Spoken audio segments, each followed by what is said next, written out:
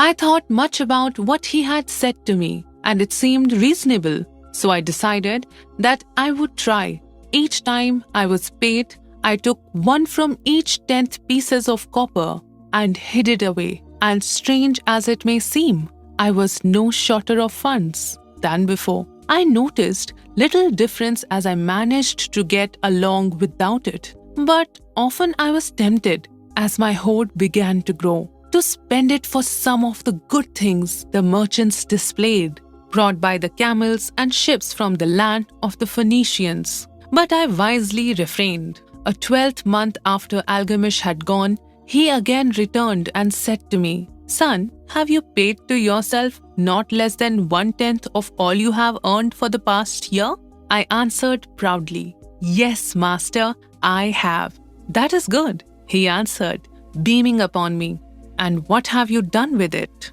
"I have given it to Asmar, the brickmaker, who told me he was traveling over the far seas, and in Tyre he would buy for me the rare jewels of the Phoenicians. When he returned, we shall sell these at high prices and divide the earnings. Every fool must learn," he growled. "But why trust the knowledge of a brickmaker about jewels? Would you go to the bread maker to inquire about the stars? No, by my tunic. You would go to the astrologer if you had power to think. Your savings are gone. Youth, you have jerked your wealth tree up by the roots. But plant another, try again. And next time, if you would have advice about jewels, go to the jewel merchant. If you would know the truth about sheep, go to the herdsman. Advice is one thing that is freely given away, but watch that you take only what is worth having. He who takes advice about his savings from one who is inexperienced in such matters shall pay with his savings for providing the falsity of their opinions." Saying this, he went away. And it was as he said, for the Phoenicians are scoundrels and sold to Asmar worthless bits of glass that looked like gems. But as Algamish had bid me, I again saved each 10th copper, for I now had formed the habit. It was no longer difficult. Again, 12th month later, Algamish came to the room of the scribes and addressed me. "What progress have you made since last I saw you?"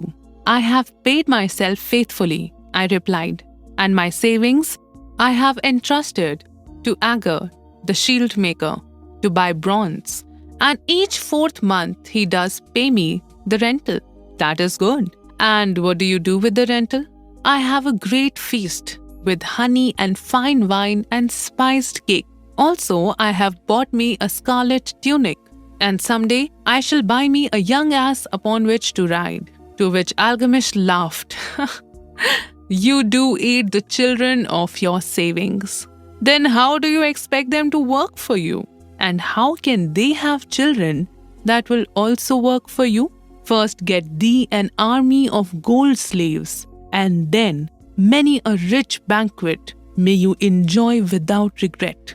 So saying, he again went away. Nor did I again see him for 2 years, when he once more returned, and his face was full of deep lines and his eyes dropped, and he was becoming a very old man. And he said to me, "Arkad, hast thou yet achieved the wealth thou dreamed of?" And I answered, "Not yet all that I desire, but some I have, and it earns more, and its earnings earn more." "And do you still take the advice of brickmakers? About brick making they give good advice," I retorted. "Arkad," he continued, "you have learned your lessons well. You first learned to live upon less than you could earn. Next, you learned to seek advice from those who were competent through their own experiences to give it. And lastly, you have learned to make gold work for you. You have taught yourself how to acquire money, how to keep it, and how to use it. Therefore, you are competent for a responsible position. I am becoming an old man. My sons think only of spending and give no thought to my earnings. My interests are great and I fear too much for me to look after. If you will go to Nippur and look after my lands there, I shall make you my partner and you shall share in my estate." So I went to Nippur and took charge of his holdings, which were large. And because I was full of ambition, and because I had mastered the 3 laws of successfully handling wealth, I was enabled to increase greatly the value of his properties. So I prospered much. And when the spirit of Algamish departed for the sphere of darkness, I did share in his estate as he had arranged under the law. So spake Arkad. And when he had finished his tale, one of his friends said, "You were indeed fortunate that Algamish made of you an heir. Fortunate only in that I had the desire to prosper before I first met him. For 4 years did I not prove my definiteness of purpose by keeping 1/10 of all earned. Would you call a fisherman lucky who for years so studied the habits of the fish that with each changing wind he could cast his nets about them? Opportunity is a haughty goddess who wastes no time with those who are unprepared. You had strong willpower to keep on after you lost your first year's savings. You are unusual in that way," spoke up another. "Willpower?" retorted Arkad. "What nonsense! Do you think willpower gives a man the strength to lift a burden that camel cannot carry, or to draw a load that oxen cannot budge? Willpower is but the unflinching purpose to carry a task you set for yourself to fulfillment. If I set for myself a task, be it ever so trifling, I shall see it through. How else shall I have confidence in myself to do important things? Should I say to myself, for 100 days, as I walk across the bridge into the city, I will pick from the road a pebble and cast it into the stream, I would do it.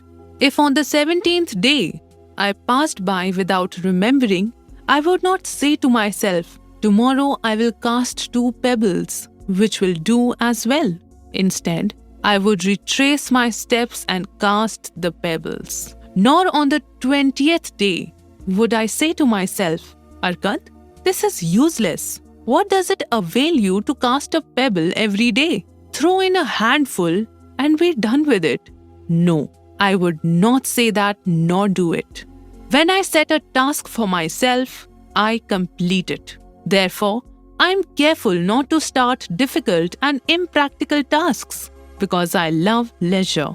And then another friend spoke up and said, if what you tell is true, and it does seem, as you have said, reasonable, but being so simple, if all men did it, there would not be enough wealth to go around.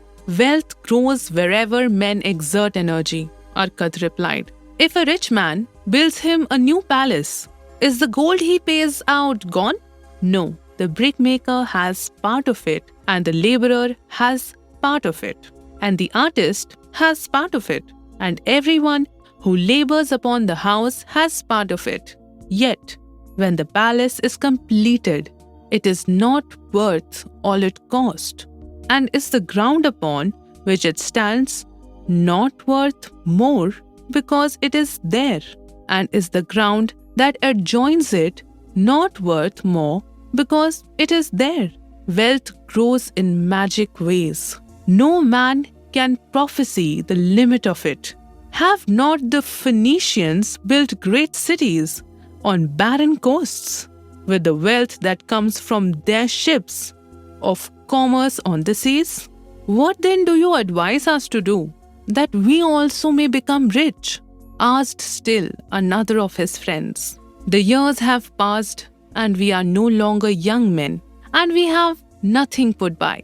I advise that you take the wisdom of Algamish and say to yourself, a part of all I earn is mine to keep. Say it in the morning when you first arise. Say it at noon. Say it at night. Say it each hour of every day. Say it to yourself until the words stand out like letters of fire across the sky.